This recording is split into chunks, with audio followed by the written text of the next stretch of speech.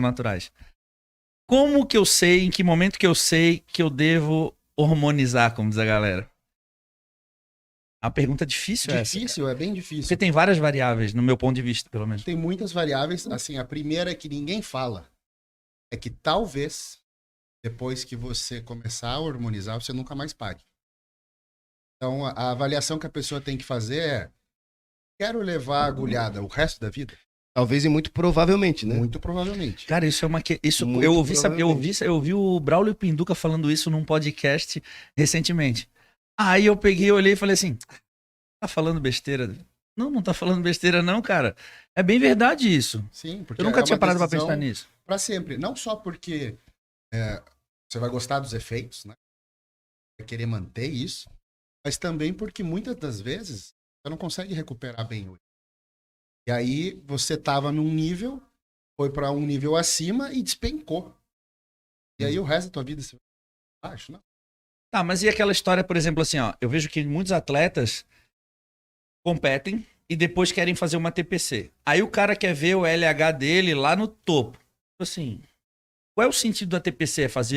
É fazer o teu corpo, é fazer os teus níveis hormonais se tornarem fisiológicos novamente nesse ponto de vista? Ou simplesmente, qual é o objetivo disso? Porque eu não vejo muito objetivo o cara que quer seguir carreira no fisiculturismo, fazer uma TPC para querer ver o FSH, o LH, né? Não, isso é ridículo. É só confusão mental. É a pessoa que não sabe o que tá fazendo.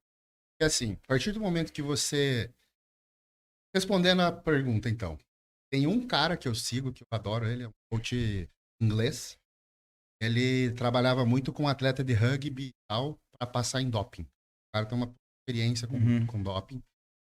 E aí, quando perguntam pra ele qual que é a hora de hormonizar, ele pergunta: o que você vai ganhar na tua vida com isso? Você vai fechar um contrato de $1 milhão?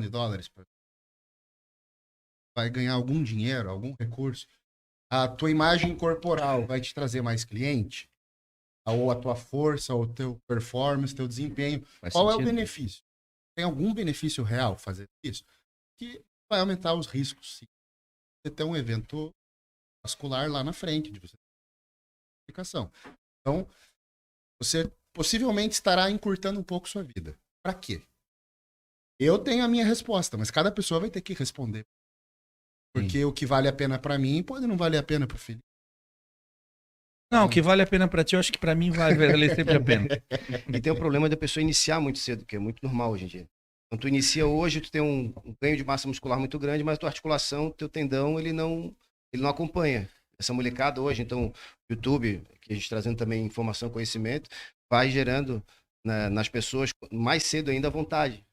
É importante citar aí o seguinte: o que você conquistar com droga poderia ter sido conquistado naturalmente, só vai ser sustentado com droga.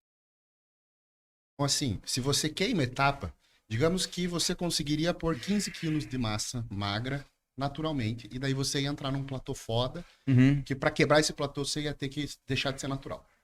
Mas se você começa a usar a droga antes de conquistar essa massa que era possível para você, você já está pagando um aluguel por essa massa muscular que você poderia ter tido sem hormônio. E tu inibe uma resposta que poderia ser fantástica no futuro, né? Perfeito.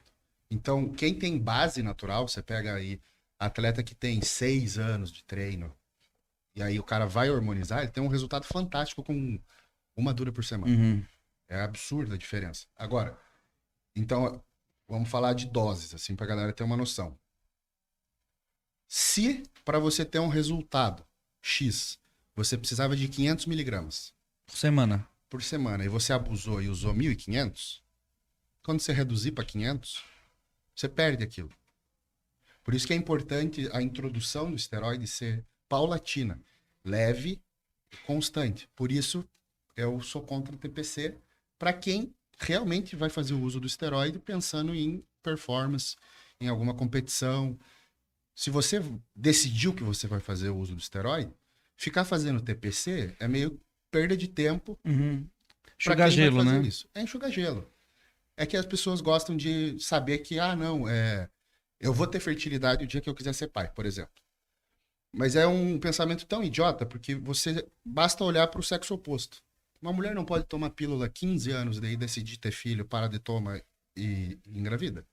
Por que que a pessoa acha que o sistema, a fertilidade masculina, ela inibe para sempre, né? Não, é reversível, né? Lógico, dependendo do tempo que foi suprimido, demora mais para você recuperar. Por isso, até hoje em dia, muita gente advoga, eu advogo o uso do HCG intraciclo. Eu, por exemplo, demorei 12 semanas. Foi o tempo que eu necessitei para fazer um tratamento com pouca coisa, tá? Usei um pouco de clomídia, um pouco de HCG, um pouquinho de anastrozol e parei com os hormônios. Eu não tomei nada durante 12 semanas. Eu lembro que quando a gente fez o teste de farmácia e a Carol deu positivo, eu já botei uma dura para comemorar. E aí, por mais incrível que pareça, eu acho que eu nunca falei isso em lugar nenhum, todas as vezes os meus ciclos são muito lights, assim. Só que eu sempre fiz períodos muito longos. Sim. Porque eu acredito que o processo de ganho de massa muscular é lento. Então, por exemplo, não adianta o cara vai fazer uma preparação e durante 10 semanas ele usa 2 gramas por semana, vai. Mas o teu corpo ele precisa de um período, né?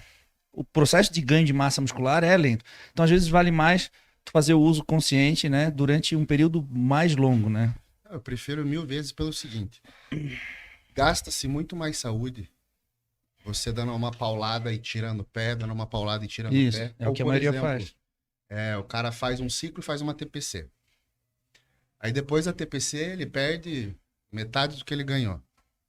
Ele vai gastar mais saúde para voltar onde ele parou, para daí começar a evoluir de novo, do que se ele tivesse feito um cruise. Então, o músico cuida dos meus exames, cara, e eu percebo, né, pela conduta que ele tem comigo, é que a gente não faz muita flutuação.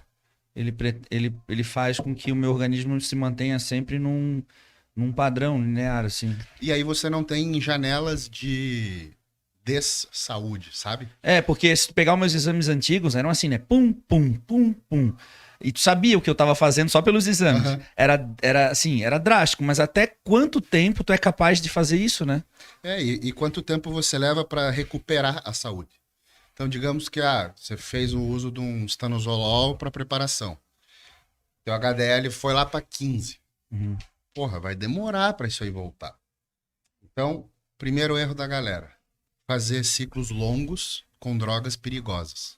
Drogas ruins. Por quê? Porque quando a pessoa não tem um planejamento, que a maioria das pessoas que estão assistindo a gente não tem um planejamento, não é um atleta, né? Quais seriam essas drogas ruins? As piores para parâmetro de exame seria estanozolol, o pior que tem. Você tá falando em termos de toxicidade?